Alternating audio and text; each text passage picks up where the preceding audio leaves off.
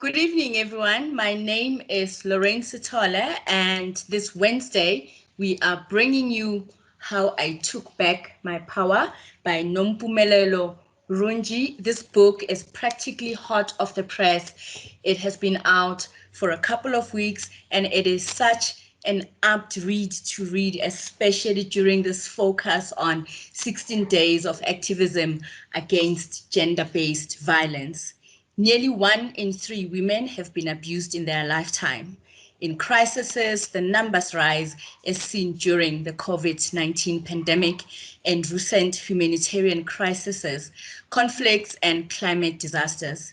A new report from UN Women, based on data from 13 countries since the pandemic, shows that 2 in 3 women reported that they or another woman they knew experienced some sort of violence and are more likely to face food insecurity. So this title, it is very apt during this month where there is a huge focus on gender-based violence. Hi Nompumelelo, how are you doing?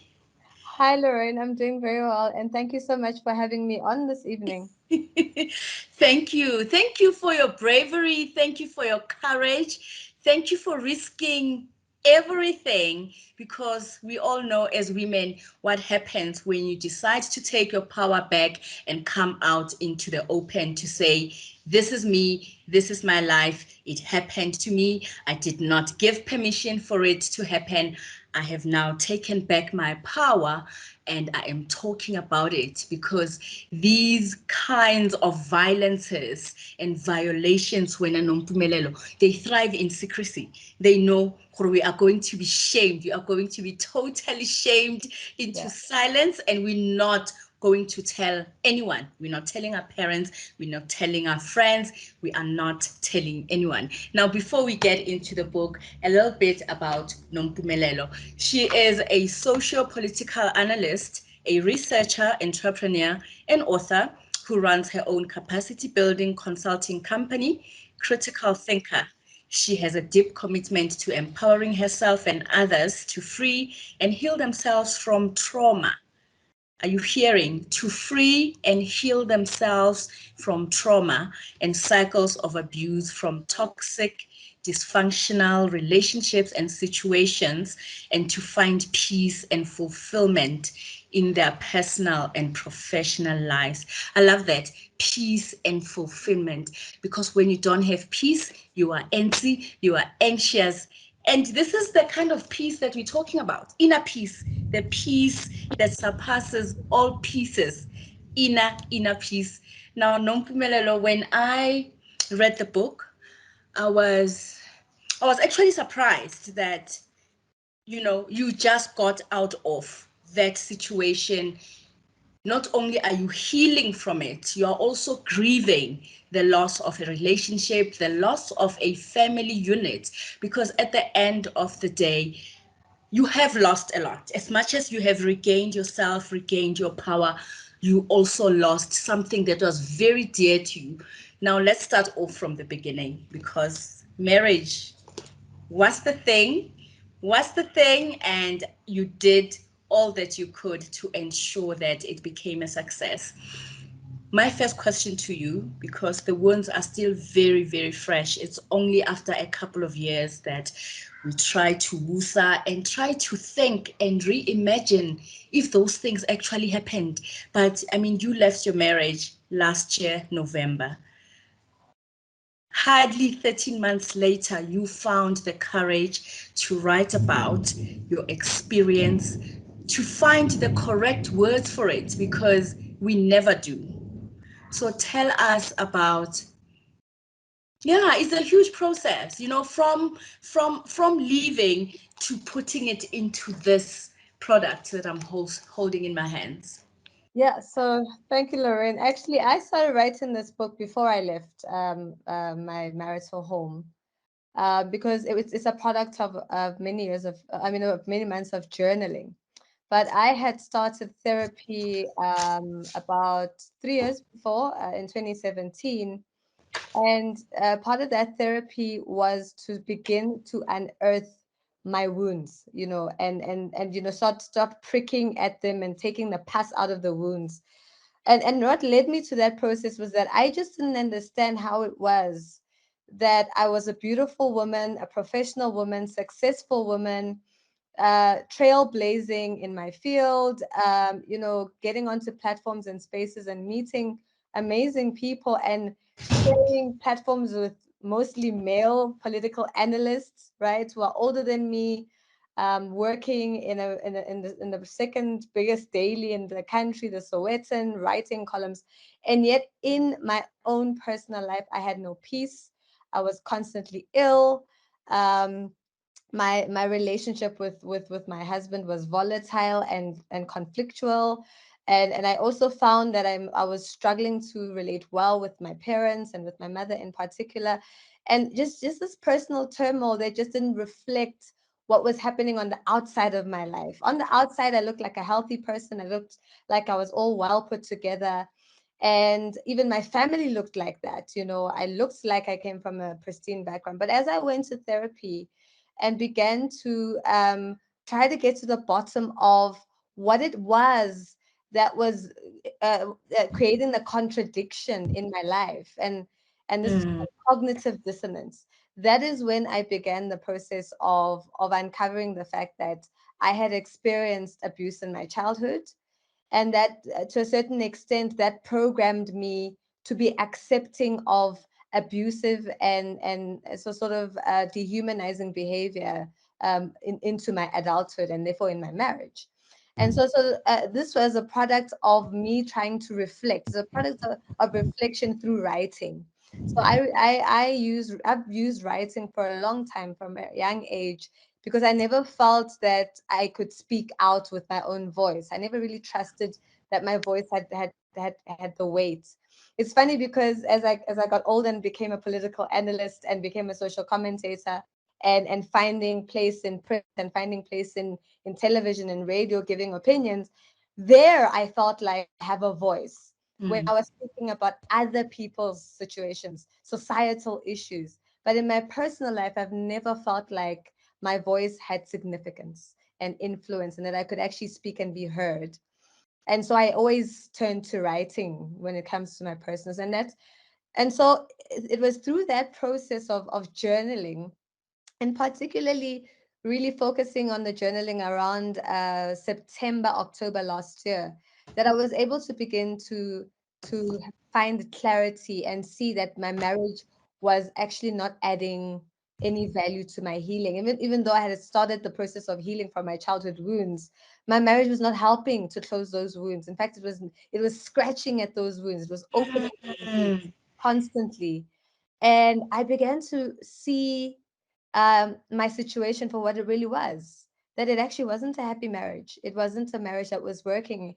And despite the fact that I had gone to a psychiatric hospital to fix my own issues and to come back and try and be better, that it takes two to tangle basically, and the other side just wasn't okay as well. So I didn't write the book necessarily to shame anyone. I Yeah. wrote the book because it's my experience, but I feel like it's the experience of many people, and many of us don't get the chance, as you said, to find the right words to put it down. And my hope is that as people read my story and my experience, they'll begin to find the words to speak about their own experiences, and that we can actually add to this movement that says, let's break the silence.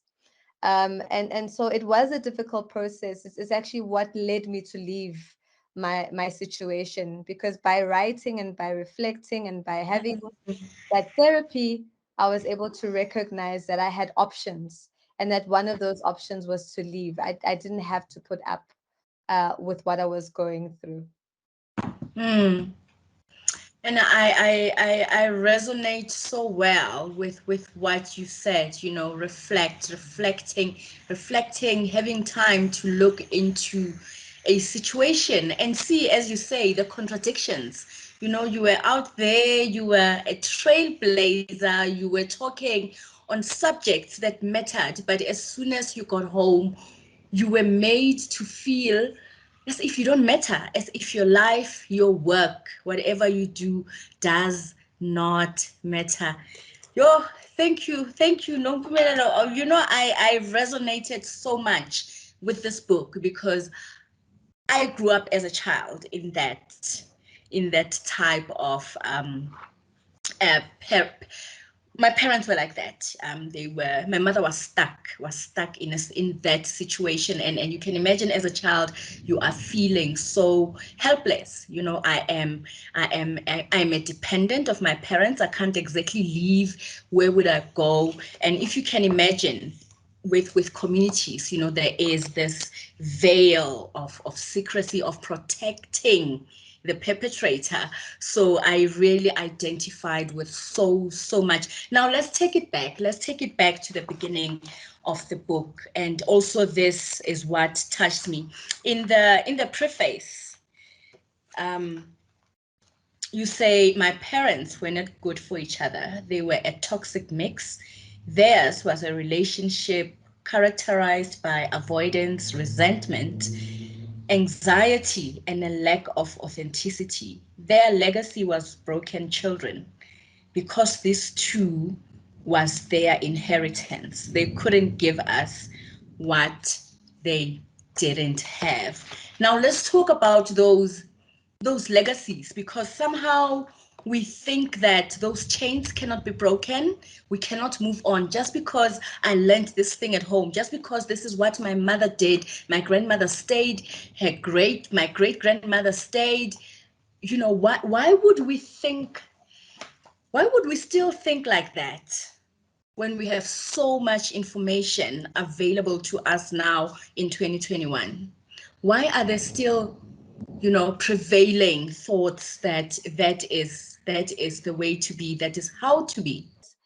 There is this age-old debate between nature versus nurture, agency versus structure, right?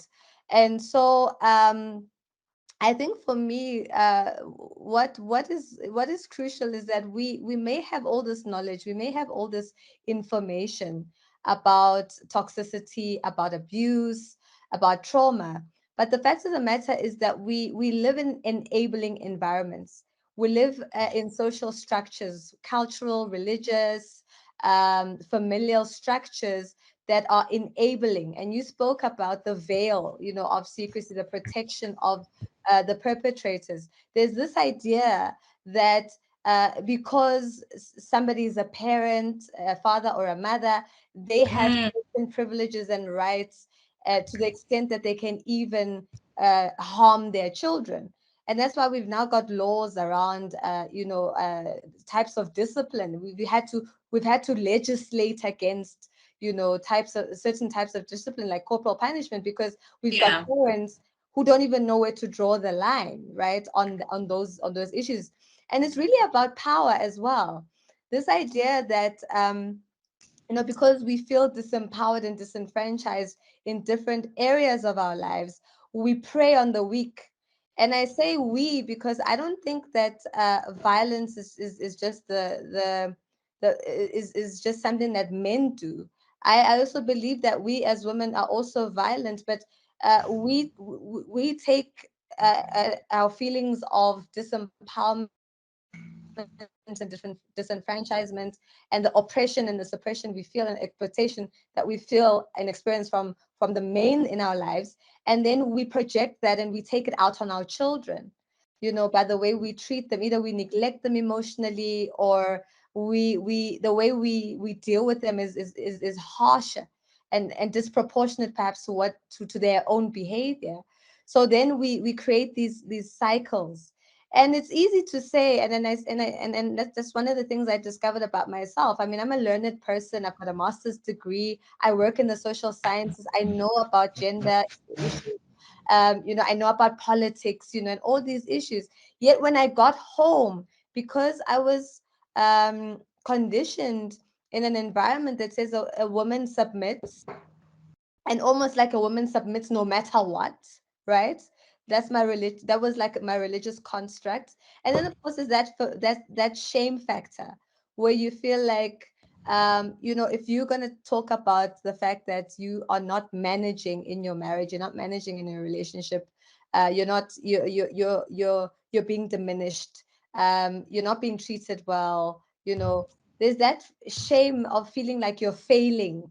You're not supposed to fail, but you must work at marriage. You work at marriage. That's what we're taught, right? You work at marriage and you try your best. And I think also the other thing that made it difficult for me, again, in that structural context, is that usually we think of violence as just physical violence, being beaten.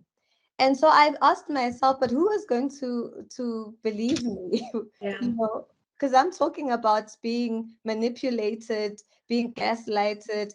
I'm talking about emotional and psychological abuse.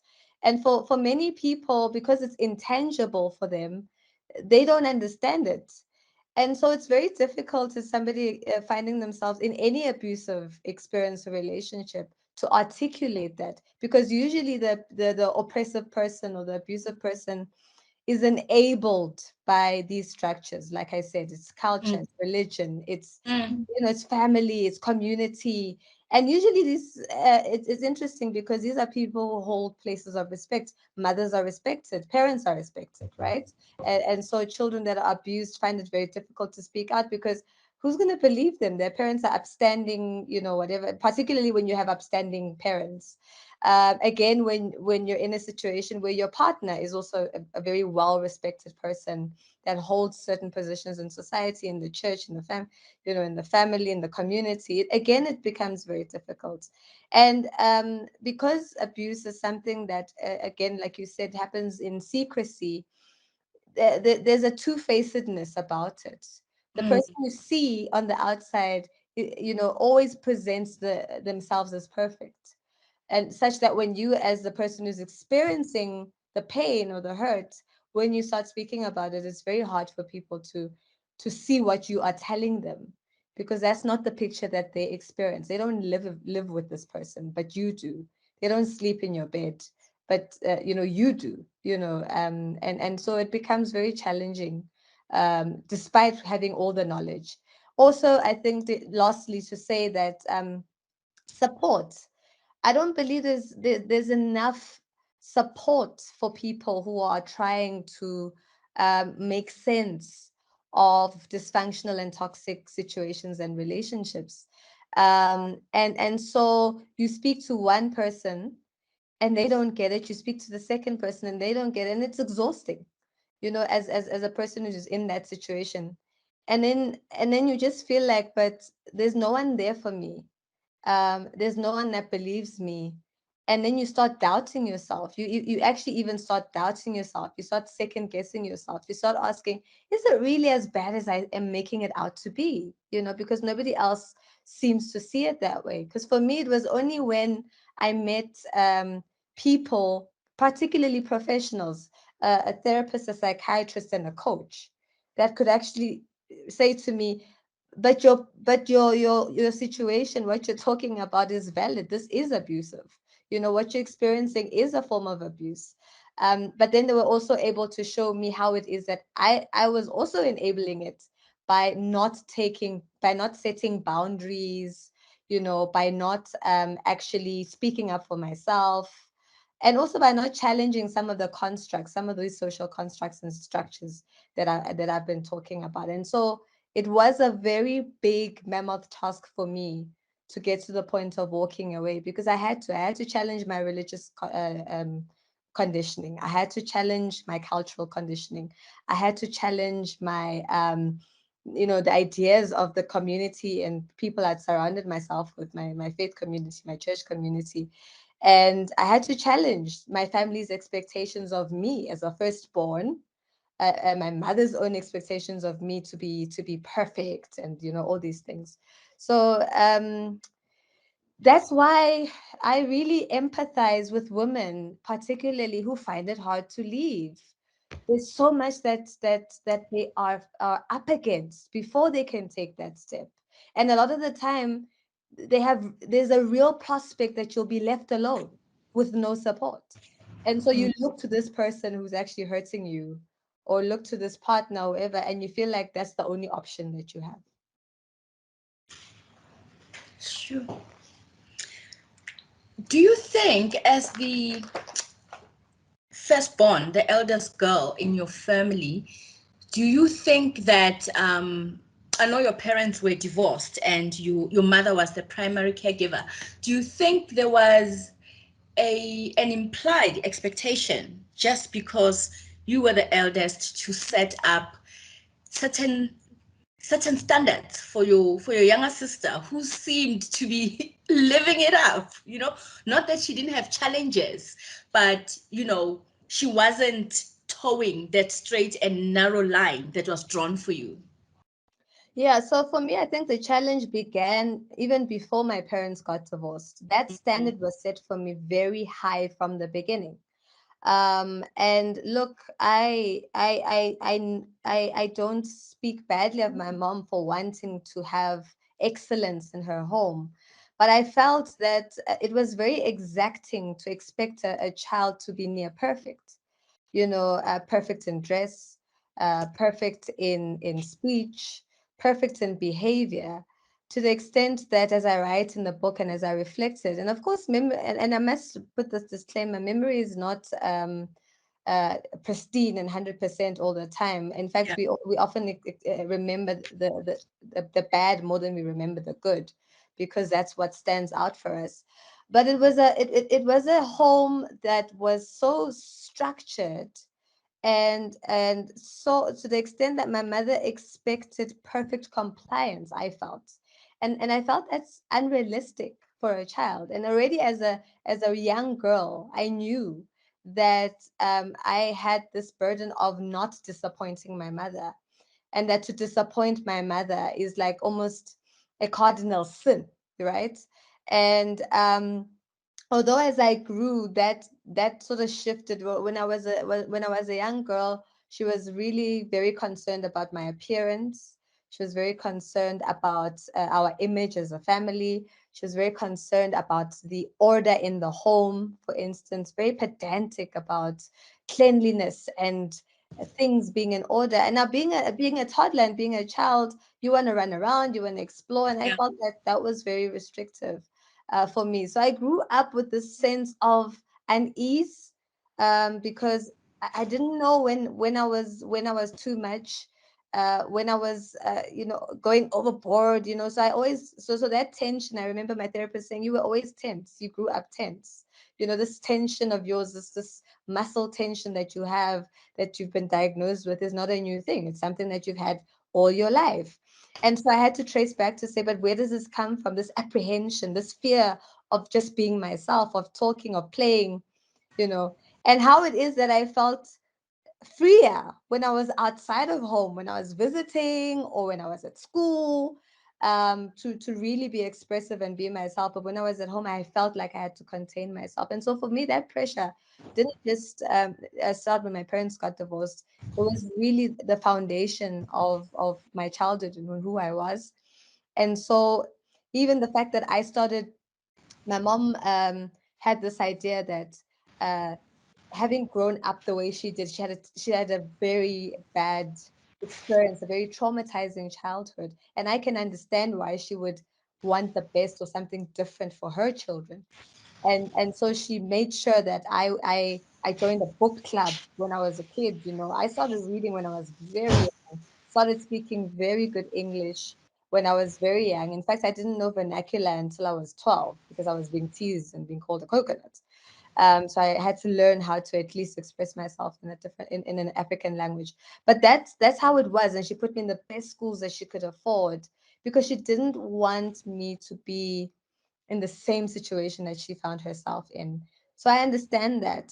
But unfortunately, it was also a projection, Yeah. and it was very exacting. She was very exacting about it. So from a very young age, I was already primed to say, if I want to be loved, I need to comply and I need to prove myself. If I don't do what mom says, if I don't do it how she wants me to do it, then I'm not going to be accepted. And the other thing was, I just felt like, I just didn't feel like I could be a kid. And many people who know me and many people who've interacted with me will attest to the fact that, and they've said this, that my mind was has always been much older than my age, right? So I matured very fast in my thinking, in my ideas, in my sense of responsibility as well, to say, this is what I'm supposed to do. And then to your point about having to set an example for those that come after me. I couldn't make mistakes. Literally, that was me. I can't fail. I just cannot fail. I can't make a mistake. To make a mistake is bad, not to get things right is the worst thing that could ever happen. And so I think that's where my perfectionism then was created. And it's such a crippling thing. Perfectionism is an extremely crippling sort of pattern to have, because we're human, we're fallible, Yeah. and Yeah. it's been very hard to come to start unlearning that. And that's why it was hard for me to speak about a marriage that was not working, because everything in my life had to be perfect. My marriage had to be perfect. I Yeah. could not fail at this marriage, because then I would disappoint everybody else. And I lived to please people. I was a people pleaser because I was raised to be a people pleaser. I was raised to be approval seeking and not to listen to my own desires and my guts, but to make other people happy and to meet other people's expectations and standards. And so I feel like that's how I became the way Mm. I became. Yeah. Mm.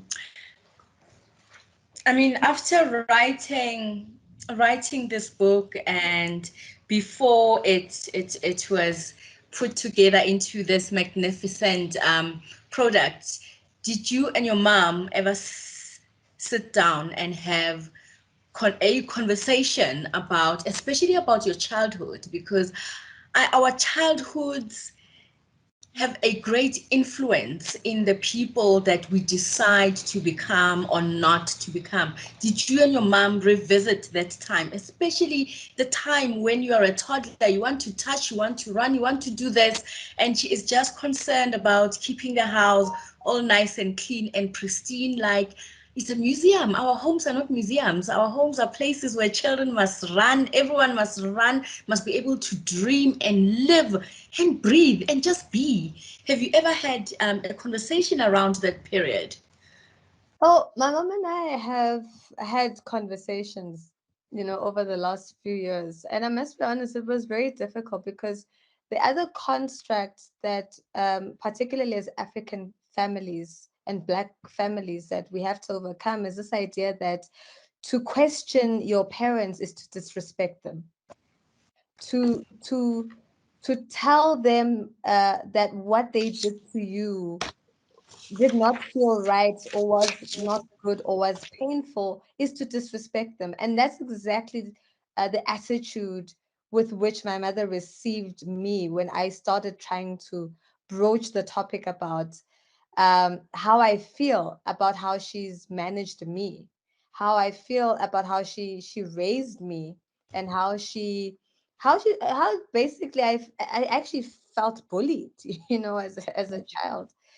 And the first conversation was very difficult. I had just come out of my first admission at the psychiatric clinic, Vista Clinic, and I mustered the courage to try and have a conversation. She actually initiated it because I think she could sense the distance between us. I didn't tell her when I was admitted.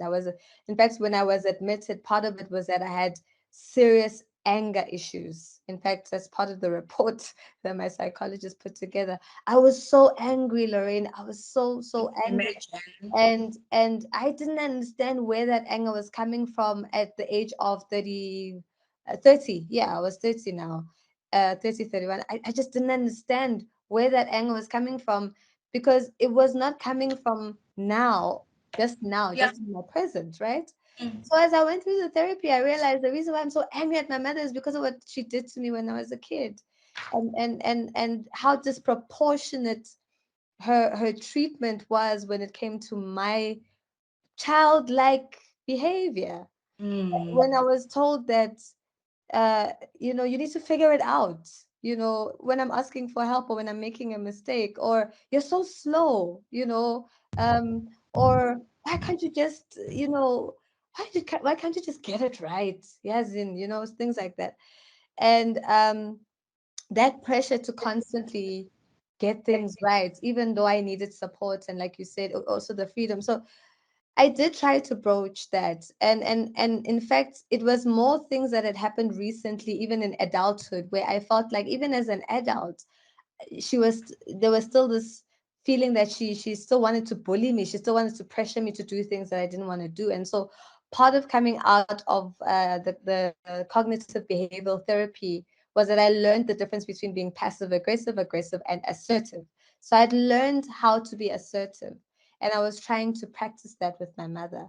But how she received it was disrespect, because in our cultures, you don't question an adult. But I will say this: I respect my mother because uh, she did reflect, in fact. And at some point, she penned a letter to me, and I write a bit about that letter. I think it's in chapter 17 or something. Let me just really make sure, so that we get this right. Um, 15, ne? 15, yeah, I think it's chapter 15. Yes, thank you so much, Lorraine. It's chapter 15, where I actually address the issue of forgiving my mother. Where in this letter she actually acknowledges, she uses the words that in raising you, I tried to make you me. Almost like I tried to live out my life through you. You. And secondly, I bullied you. She used those words, and I recognize that I bullied you as a child, and I can see why our relationship is now strained, right? But and I do also write in the book that I didn't receive that letter well because I was still angry. Mm. And part of the reason why I didn't receive the letter well was while she was remorseful and reflective, she was also saying that she felt I didn't appreciate the effort that she had made to make me the person that I am, that I'm educated, that that I live the life that I live, almost to the extent of I came away from reading that letter feeling like I still can't get it right, Mm. with mom. Why can't she ever say to me, I'm proud of you? Because, Yeah. I toed the line. I'm not the black sheep of the family, yet I feel like I'm the black sheep of the family. Why is it? And so this idea that I shame her or I think less of her because now I am what she created me to be. She wanted me to be perfect, right? She wanted me to be to achieve. Yeah. She wanted me to have status. I've done all those things, and I did those things to make her proud and to make her happy. So I didn't understand the contradiction, and so it's been a very difficult journey. We struggle to have these authentic and honest conversations because I feel personally that she shuts down once I want to actually get to the root, and not sort of paper over the issues. She shuts down, but I tend to empathize with where she's coming from. I understand her background, and that she grew up in a very difficult situation. She was abused. Her father was an alcoholic that abused her mother, that abused them as children. Her mother was also quite harsh in her discipline. My grandmother, her mother, very harsh in her discipline. They ate. There are times where my grandfather would be so irresponsible in his drinking that they had no food, they had no clothes, they had to eat out of dustbins, things like that. And she had to learn how to fight for herself, and so aggression became and bullying became an outlet for her. She Yeah. didn't bully me. I mean, she tells stories about how she used to be a bully when she was young, but she was protecting. I feel like it was a way, her defense mechanism, right? But I Mm. don't use that to excuse the Yes. fact that she hurt me. I think that it's important for us to heal. And one of the reasons why I wrote this book and why I'm going through this journey is I don't want to repeat the cycle. I don't want to do Yeah. this to my daughter. I've got a daughter, and Yes. I don't want her to be in the same boat now, having to deal with the same trauma. I want to be where it stops. I want to be the one that takes uh, the initiative to say healing is hard, but I'm gonna try, because I don't want this to be the legacy of my children and my children's children. I want to break the cycle somewhere. Yeah. Yeah. Yeah.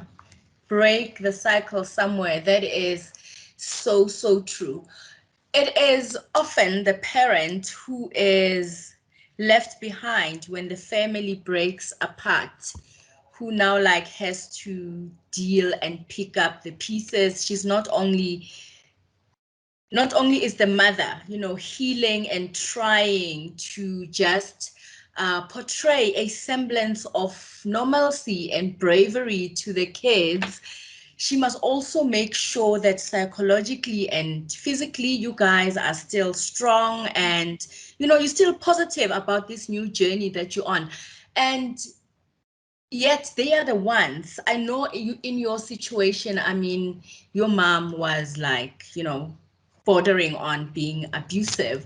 But in most situations, the mother, me who gets left with the kids are very upset with me. But the same level and the same level and ferocity of anger is not shown to the dad. Yes. Towards in the just after the second half of the book, your father comes for an afternoon visit, and he's there. You guys are trying you're trying to make him comfortable. Meanwhile, your mom is still very, very angry, and she leaves. And it got me thinking that that is so typical of children who are left behind. Once the parent who left and started their fabulous life somewhere without the burden of kids and responsibility, maybe does not even pay maintenance, once they show up, oh my God, we roll out the red carpet. And I, Yeah. I felt and I understood why your mother left.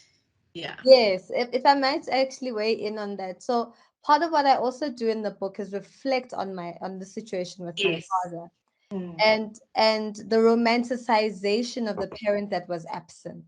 Mm. This idea, because I believed part of the anger that I carried against my mom was that uh, I was unhappy with not having a full family.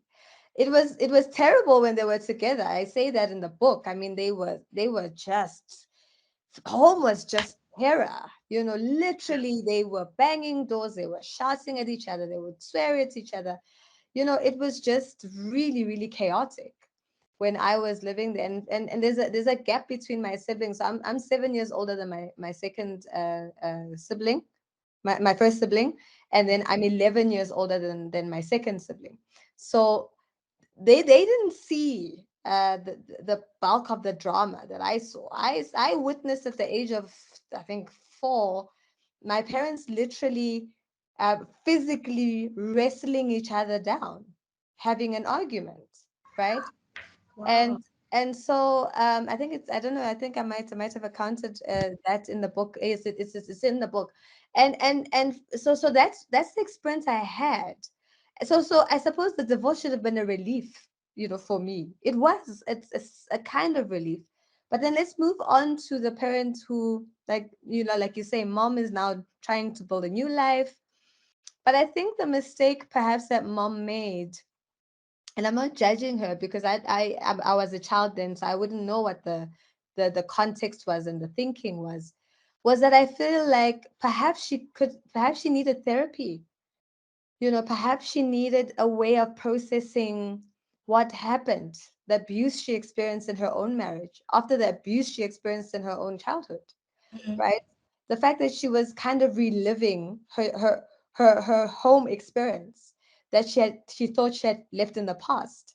But there she is with a man who disrespects her like this, and in the same way that her father disrespected her mother. Here she is with a man who's not as loving, who's not loving her. This, in the same way that her father didn't love, or at least express love as it should be, right? And so here she is. She finds herself in this very conflictual, chaotic situation that she tried to make sense of, perhaps by being OCD about cleaning and cooking and whatever. And she leaves, and she doesn't perhaps have the opportunity and the privilege to get the healing that Yeah. she needs, the therapy and all of that. And Mm. unfortunately, um, we can't pray and wish trauma away. And I say that in the book. We just Yeah. can't. No, we can't. Those patterns persist unless we deal with them, unless we face them. The wounds control our lives. So, mom, yes, I sympathize with her a lot. She raised us by herself. Dad didn't make an effort after the divorce. He disappeared on us. He didn't support us.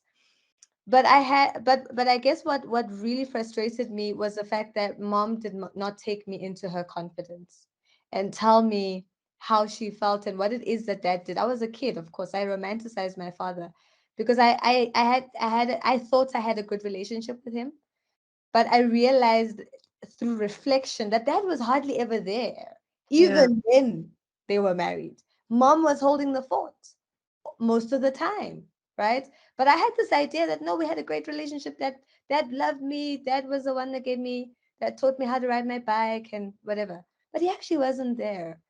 And so I had to go back to him. I actually confronted him last year. That was part of my process, was to go and confront him about his absence. About you can't sit there and say you love us as your kids. You've kept this house, because he kept the house that we grew up in, and he hasn't left it. The one that my mom left, he's been keeping this house for us. I said, but you can't say that. You've got to give me a reason why you didn't come for us.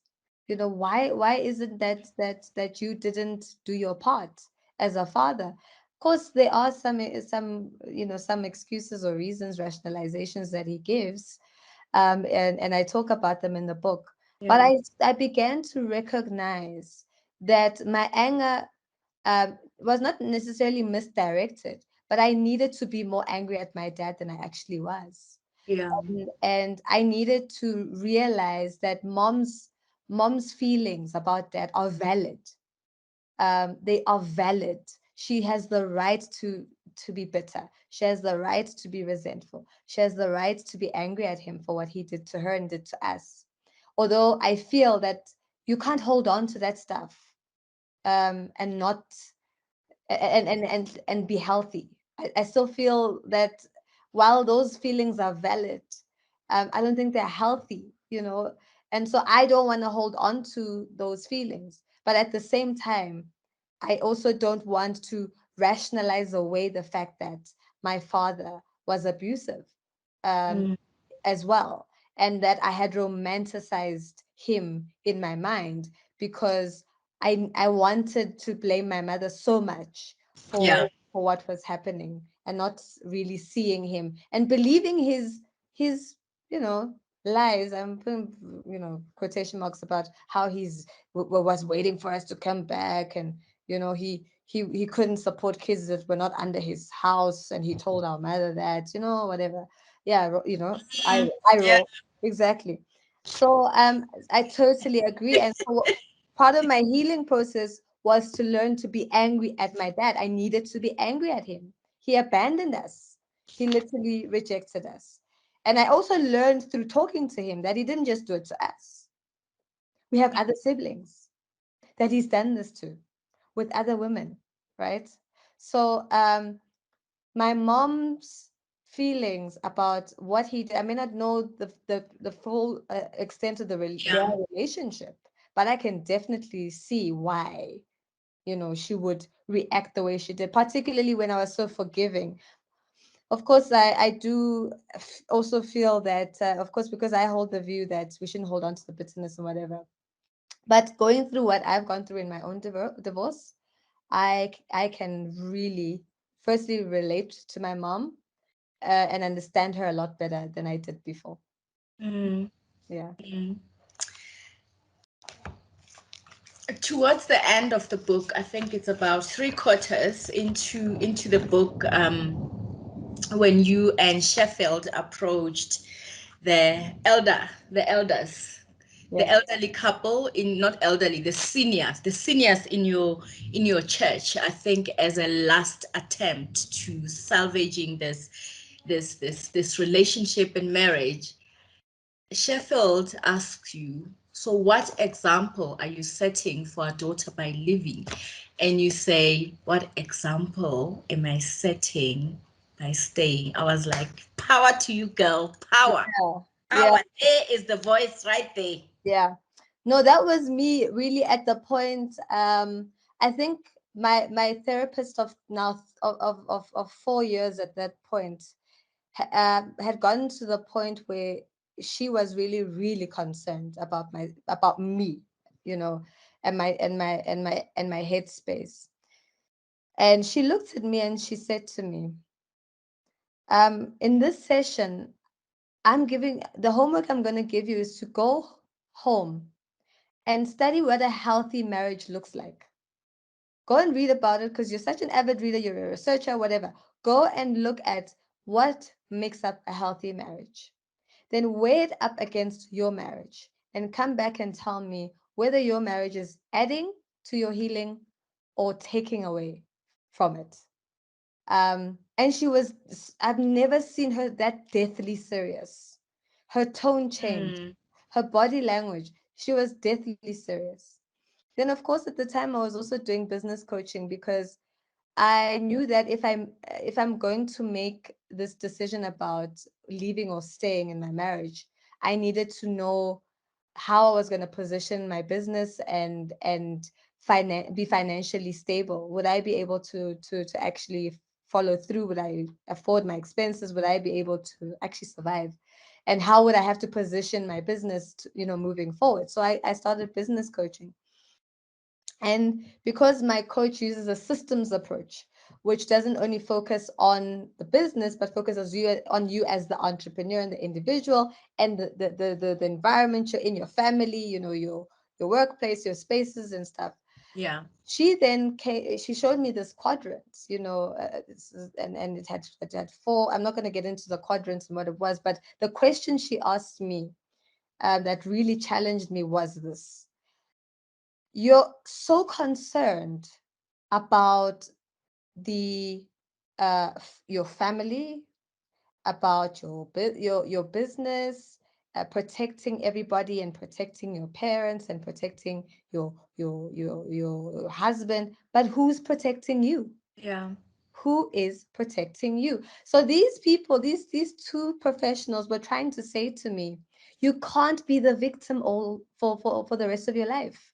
You've got to understand that the responsibility to protect yourself is yours Yeah. first and foremost. Yes, you are being victimized. Yes, you are being abused. Yes, you are being treated in you are being diminished. You all these things are true. It's valid. What you're going through is valid, but you've got to understand that you're the only person who can unlock this situation for yourself. And it starts with you making a choice. So I weighed that up. Then another third thing that was said, but now by a pastor to me, who said to me, at the end of the day, you're the one who lives in that house. You're the one who sleeps in that bed. Mm, The rest of us can say whatever we want to say, but you're the one who experiences what you're experiencing. So ultimately, I had to come to the point of beginning to challenge these structures. So the idea that me leaving my marriage was setting a bad example came from the fact that I was being shamed, not just by my husband, but this thing was prevalent even in my in-laws. The idea that I come from a broken family, right? So that makes me somehow like less than, right? And mm, of course, because I come from a broken family, it is inevitable that I'm going to leave because my mother left, my grandmother left, right? So what example am I setting for my daughter? So I'm saying to my daughter, um, this is our pattern. We get divorced. That really did get to me to a large extent, but I had to then challenge that narrative by saying no, but I'm teaching my daughter something better. Mm. And what I'm teaching my daughter is you don't put up with somebody who treats you, who diminishes your value, who tramples on your dignity, and who doesn't recognize and value you. You cannot put up with that. You cannot tolerate that. That is not love, right? I'm teaching my child that that's not what love looks like. Love should not hurt, should not cause pain. Love should protect. Love should preserve. Love should be kind. Love should be patient. Love should seek to elevate and ennoble and not break down. And so I had a series of arguments. I mean, another thing that was said to me was, but you made a commitment to God. We said till death do us part. Then I said, my response to that was, um, so we must kill each other.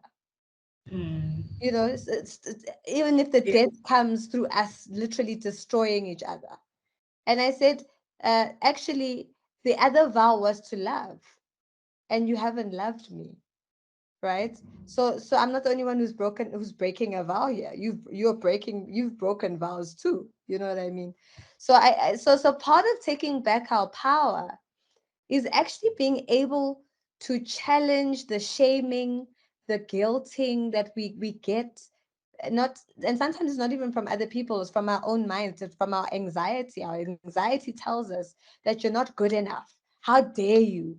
We have to challenge those narratives with facts, you know, and reality, because this person is trying to convince me to stay in a destructive relationship, right, that is literally destroying me and eating me up from the inside out, um, by making these value based arguments. And yet, the reality is that that's not how I'm being treated. There is no love, there is no care, there is no compassion. All these things are not present, but they're being used to guilt me and shame me because of my religious belief, my faith, and the fact that I told, my ex-husband knew that I had told myself that I was never going to get divorced. Never in my life was I going to get divorced because I was going to break the cycle of divorce. But I realized that there's a bigger cycle that I need to break here, and that's the cycle of my uh, the women in my family ending up in abusive relationships. We need to stop picking healthier people and healthier relationships. That's how we break the cycle of divorce, because I realized that my mother left because she was in an abusive relationship. My grandmother left after 18 years of being put through hell by a man who just disrespected her and dehumanized her. So they were justified in getting divorced. It doesn't matter what the church says, in my view, about God hates divorce. God hates abuse. God hates people treating each other, um, with disdain, with disrespect and dishonor. God says we must love each other. He hates that too. We most probably hates it even more than divorce, if you ask me. So I had to sort of overcome those constructs, and challenge those narratives to get to a point where I said, um, I didn't get married to be a martyr, and I'm not going to be a martyr for marriage. Now, Nompumelelo, once the book was put together and produced, it is out here. The words are out of your mind. They are on paper. And did you ever have a moment in hindsight that this man targeted you? Wow. Look, I have my own opinions and reflections about uh, my ex-husband, but I make it, for me, I've made it clear that this book is not about him. This book is Mm, about me, and yeah. how it is that I was able to overcome my own mental barriers that held Yeah. me back from taking back Yeah. my power. So I could say a lot, really, I could. And in my privacy, I do. The people, my friends know exactly what I think about my husband's personality, what I think of my ex-husband's personality, what I think about his family, my in-laws, and how I believe, what I believe about how he went about things. But it's not something I wish to talk about because I feel like it's his Yeah. story to tell. It's Yeah. not my story to tell. And so, respectfully, I don't even mention his real name in the book. Yeah. Respectfully, I try my best to only bring him into the picture to the extent that I'm talking about an experience of trauma Yeah. through his that included his actions.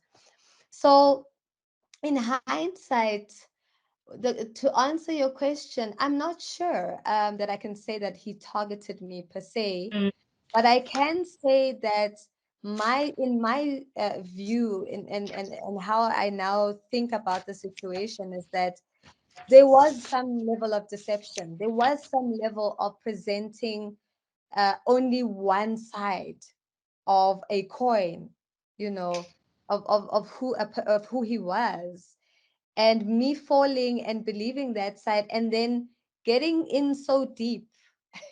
And once I was in too deep, then seeing the other side of the coin. And I think that's the challenge of relationships, Lorraine, where at the beginning we all try to put our best foot forward. But I feel oh, there's a thin line between trying to present your best and actually lying about who you are. And that's as much as I'm going to say about that, to yeah. say to a certain extent I believe there was lying. There was a lie told to me about who this person really is. But as time goes on, you can't pretend forever. You can't mask Yeah. up forever, and Yeah. especially when you live with someone. Yeah. So look, yeah, no, I know I'm skirting around Yeah, your question, yeah, but no, it's yeah. all about, I mean, about you and your journey. I just want us to end this conversation with the lovely process called healing. It is hard, it is brutal. Nobody wants to undergo it because it means having to go deep into yourself, into areas that you are there on your own, but you also don't want to see them, don't want to associate with them, don't want anything to do with them. So how does this healing process look like right now to you? So towards the end of the book, the last chapter is called healing. And I ended off by saying, healing is a process, and writing this book is actually only the beginning. It's the tip of the Yeah. iceberg. And it's true. I ended up, and I do write about that, I ended up back at the psychiatric hospital at the beginning of this year, because having written all the stuff down, in fact, only half the manuscript got in here. I wrote tons and tons. It was like almost, this is about 65,000 words, 60,000 words. I had written about 100,000 words. So we had to cut out a lot of things. But having dealt with the wounds, having seen the wounds and uncovered them, and being able to point at them. Now, I use an analogy in the book, and I think this analogy is so apt. When somebody experiences physical trauma, a car accident, for instance, or like something really, really that damages a part of the body, that person is rushed. Firstly, we call an ambulance. The person and the paramedics stabilize the person. The person is Yes. sent to hospital, and then is assessed further, and the wounds have to be uncovered. Literally, clothes are taken off, cut off. The bloody. I'm sorry to be graphic, but the lacerations and things or cuts, those things have to be uncovered. And then the doctors assess and decide, do we need a surgery here? Do we need stitching here? What do we need to do? Then they do that. Then there's a process of observation to observe the patient. How's the patient responding to the treatment? Then following, the treatment of that acute, situation, there's rehabilitation. So I feel like writing the book was that part where the clothes are ripped off and the wounds, we see them for what they are, and we're identifying whether we need stitching and surgery and all of that stuff. And then there's observation. So I've been in a period of observation, I guess, and rehabilitation. And rehabilitation is about learning to use that leg again. Let's say it was the leg that was broken, and you've been in a cast, or you were sitting in a wheelchair. Now you have to work with a physiotherapist to teach your leg how to walk again. And so it's the same in emotional and psychological situation, in your mental health, in our mental health. And we take that for granted. We need to go through those processes. I've been in intensive therapy, um, really trying to make sense of my own patterns now. It's not about what happened. It's now, what are the coping mechanisms that I've developed? What are the dysfunctions that I've developed through being in these toxic relationships? And how is it that I'm going to learn healthier ways of dealing with life and life situations and stresses? And that's what I've been trying to do. The other thing I've been working on is, given that I'm managing major depressive disorder, which is anxiety driven and anxiety based, is I'm learning um, other ways outside of taking medication of managing that. That includes being present and mindful, exercising, eating well. Um, it includes not feeding the anxiety, but changing and reprogramming my thinking, challenging my thinking. When I think things like I can't do it, or I'm not good enough, is to say, but Mpumi, you've done it before. You are good at what you do. Really. And that's what the healing process looks like. It's a process of learning and unlearning and relearning, just the same way as it would be if we needed to be rehabilitated from a physical trauma. And I feel like it's a long it is it's a lifetime process, because this I'm 35, right? It's only been 11 months of me, sort of on this journey of undoing. I wouldn't say 11 months, because I started therapy in 2017 and really started working through things. So maybe we could say about 3-4 years now, but it's still a very short period of time compared to how I was programmed. But I also have a great opportunity now, because I'm a mother, and I can teach new and different patterns. I can model different behavior. I Yeah. can model healthier relationship building, healthier attachment, and that's exactly what I'm trying to do. Lastly, what it looks like for me as well is finding a circle of support, of people who accept me for who I am, who listen with compassion, and I can talk to and be vulnerable with, without feeling shame and guilt. It's something that is so necessary after experiencing what I've experienced. And I feel like that's why I said at the beginning, there's just not enough spaces like that for women who are going through these situations. And I have Yeah. a lot of empathy for women who are struggling to leave. Leaving is not easy. Um, and it requires, it's a big risk, and it requires sacrifice. I sacrificed a lot Mm. when I left. And I struggled a lot with self-doubt and second guessing myself and wondering if I made the right decision. But because I have this support system, because I've stayed in touch with my psychiatrist and psychologist, unlike I did before in 2017. So I think that's what healing looks like for me. And in my next book, I'm going to reflect on the steps after, leaving, and how it is that what it is that we must do to consciously rebuild our lives and rebuild ourselves after experiencing trauma. Mm. Wow, no, Mpumelelo, I wish we had another hour or two or three, because this story will definitely resonate with a lot of women across the world. And like you said, I like what you said, that healing is a process. It's not an overnight thing. It is sometimes a lifetime process. And also, like you say, you are modeling the behavior that you want your daughter to grow up in. You are modeling the behavior that you would have liked to see in your mother when you were younger. Just being present, being mindful, guys, being mindful and being very, very aware. Not hyper aware, but just being in tune with things around us, the things that we say, how we say them, and just being kind people. Kindness goes a long, long way. The book is out. Christmas is around the corner. No more mugs, no more chocolates, please. No more cooler boxes. Hey, no more cooler boxes, because no one is going anywhere. No one is going anywhere. We must just relax and be socially distant and read this book. Nomphumelelo Ngwaneso, thank you so much. This was such a fantastic chat, ne?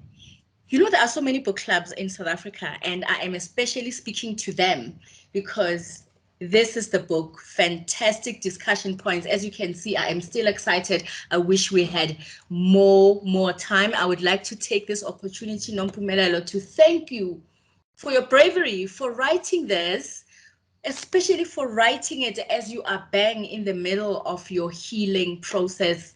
Ngiyabonga. Thank you so much. Thank you to NB for powering this conversation, as well as exclusive books, and for investing in such stories. Very, very necessary stories. We shall not be shamed anymore. We will not be silenced. We are here living our lives fabulous and fabulous on our own terms. Nompumelelo, thank you. Thank you so much. Thank you so much, Lauren. I appreciate the conversation and thank you for having me. It's my pleasure.